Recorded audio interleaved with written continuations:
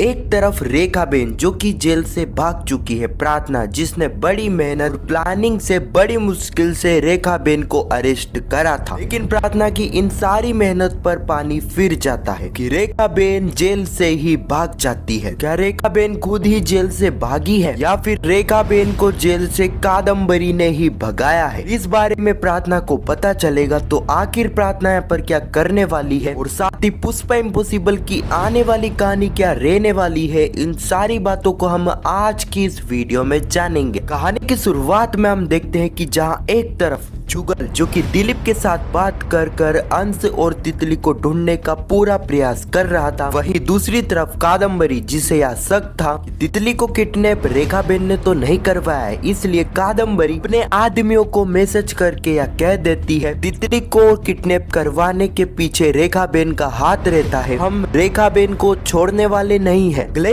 पल हम रोशन को देखते हैं जो कि तितली और अंश को ढूंढ कर थक हार चुका था, इसलिए अंश बापुद्रा को कॉल कर देता है। बापुद्रा को जैसे ही यह पता चलता है कि रोशन ने उसे कॉल करा है, बापुद्रा पूछता है कि रोशन आखिर तू कहाँ है? रोशन बताता है कि वह बस स्टैंड पर है। सुनते ही पुष्पा, प्रार्थना और सभी लोग बस स्टैंड के लिए निकल जाते हैं। अगले ही पल हम राजवीर शास्त्री के क्लाइंट यानी कि फैक्ट्री के मालिक को देखते हैं और राजवीर शास्त्री को। फैक्ट्री का मालिक राजवीर शास्त्री को कहता है, राजवीर मुझे यह यकीन नहीं था कि एडवोकेट राजवीर शास्त्री जिसका इतना बड़ा नाम चलता है वह मामूली वकील से हार जाएगा, वह भी एक सी वकील जिसके तुम मेंटर रह चुके हो। राजवीर शास्त्री कहते हैं कि अभी तक हम केस नहीं हारे हैं। बटलर जो कि गवाही देने के लिए कोर्ट में आ जाता है, बटलर जिसकी हालत तुम्हें भी पता है, जिसके चलते जज इन्हें 2 दिन का टाइम देते हैं। अगले ही तारीख में मैं इस केस को रफा दफा कर दूंगा। अगले ही पल हम पुष्पा, प्रार्थना और सभी चोल वालों को देखते हैं जो कि बस स्टैंड पहुंच चुके थे रोशन के पास। रोशन को अकेला देखकर सभी लोग काफी हैरान हो जाते हैं। पुष्पा रोशन से पूछती है कि रोशन अंश कहाँ है? अब यहाँ पर रोशन सारी कहानी बताता है। रोशन बताता है कि किस तरह तितली जिसे हमने गुजरात से मुंबई बुलाया था, जैसे ही तितली को लेने के लिए आए थे तभी तितली को प्यास लगती है। तितली के लिए पानी लेने के लिए जाता हूँ, लेकिन मैं वापस लौटता हूँ तो ना ही तो मुझे अंश मिलता है और ना ही तो तितली। ये सारी ही बातें सुनने के बाद पुष्पा, प्रार्थना सभी लोगों के पैरों तले जमीन खिसक गई थी। इस वक्त तक जुगल और कादम्बरी भी वहाँ पर पहुँच चुके थे। पुष्पा कादम्बरी और जुगल को सारी ही बातें बताती है। के बाद कादम्बरी और जुगल को यह यकीन हो जाता है कि जो उन्हें शक था कि तितली भागकर मुंबई आई है, उनका शक सही है। अगले ही सीन में हम एडवोकेट राजवीर शास्त्री को देखते हैं जो कि बटलर की बस्ती में आ चुके थे। एडवोकेट राजवीर शास्त्री बस्ती वालों को अपनी बातों में फंसाते हैं और कहते हैं जिस कंपनी ने आपका इतने सालों से ख्याल रखा और आगे भी रखने वाली है कि सारे इलाजों का खर्च जिस कंपनी ने उठाया उसी कंपनी के खिलाफ आप हो चुके हो, वह भी कोई बाहर से आए इंसान के कहने पर। बस्ती वाले राजवीर शास्त्री को कहते हैं सर, पुष्पा जी ने अब हमारी आंख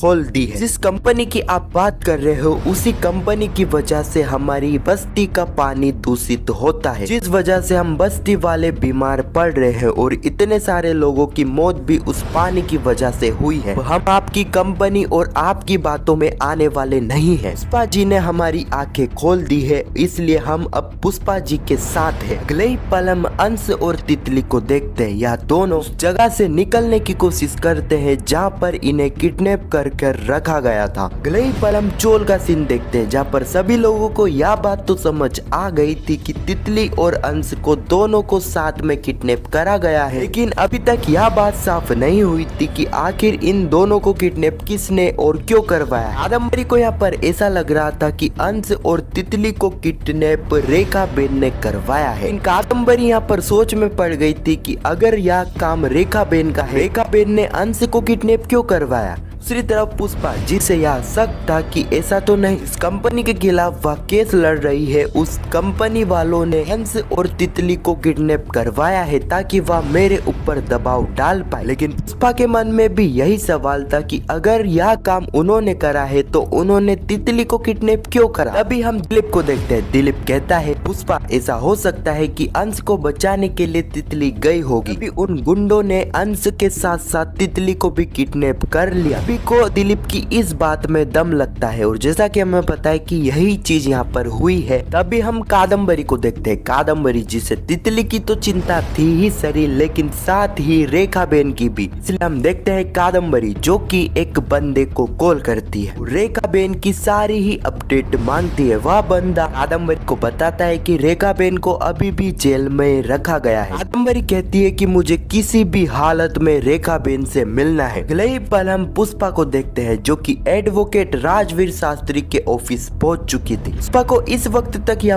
पूरा विश्वास हो चुका था कि अंश और तितली को और किसी ने नहीं बल्कि एडवोकेट राजवीर शास्त्री के क्लाइंट ने ही किडनैप करवाया है। इस पर राजवीर शास्त्री को कहती है कि सर आप इतने गिर चुके हो कि आप केस जीतने के लिए ऐसा काम करोगे। राजवीर शास्त्री कहते हैं पुष्पा जी आप ये क्या कह रही हो, मुझे कुछ समझ में नहीं आ रहा है। पुष्पा कहती है कि सर आप तो इस तरह अनजान बन रहे हो जैसे कि आपको तो कुछ पता ही नहीं है। सर आप अपना नाटक बंद कर दीजिए और बताइए दीप्ति और अश्विन का बेटा अंश और कादम्बरी और जुगल की बेटी तितली कहाँ है? कि क्लाइंट ने ही उन्हें किडनैप करवाया है ना, और इस बात के बारे में आपको भी पता है। यह बात सुनने के बाद राजवीर शास्त्री पुष्पा के ऊपर ही गुस्सा हो जाते हैं और वह कहते हैं जी आप ये क्या कर रही है, आप भूल चुकी हो किस तरह मैंने गुंडों से 7 साल पहले स्वरा को बचाया था। आपको लगता है कि मैं आपके परिवार के बच्चों के साथ ऐसा करूंगा? कहीं ना कहीं पुष्पा को यह लगता है कि राजवीर शास्त्री सच कह रहे हैं। पुष्पा कहती है कि सर मैं यह बात तो मान लेती हूँ कि आपका इसमें कोई हाथ नहीं है, लेकिन आप गलत का साथ तो दे रहे हो ना। मुझे पता है कि आपको यह बात काफी अच्छे से पता है कि आपकी क्लाइंट की फैक्ट्री की वजह से कितने लोगों की मौत हुई है, यह बात आपको अच्छे से पता है। इसलिए सर मैं अभी तो यहाँ से जा रही हूँ, लेकिन मुझे बाद में यह पता चलता है इसमें आपका भी हाथ है तो मैं यह भूल जाऊंगा कि आप मेरे मेंटर थे।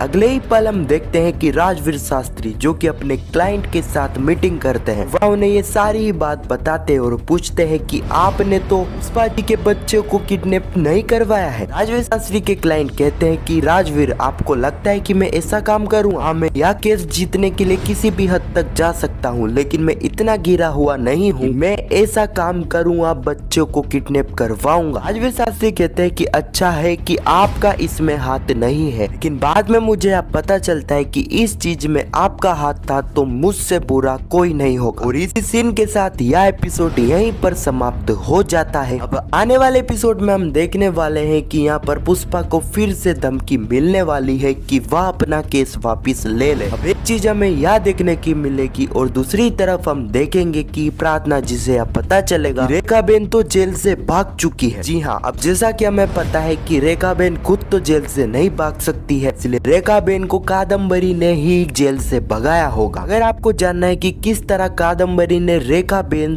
को जेल से भगाया है, क्या प्रार्थना रेखा बेन को ढूंढ पाएगी या फिर नहीं, अगर आपको यह जानना है तो कमेंट सेक्शन में पार्ट 2 जरूर लिखना, उस पर मैं एक वीडियो बना दूंगा। खैर आपको यह वीडियो कैसी लगी कमेंट में जरूर बताना और पुष्पा इम्पॉसिबल के आने वाले एपिसोड की ऐसी वीडियो के लिए चैनल को सब्सक्राइब अवश्य करना। जब तक के लिए धन्यवाद।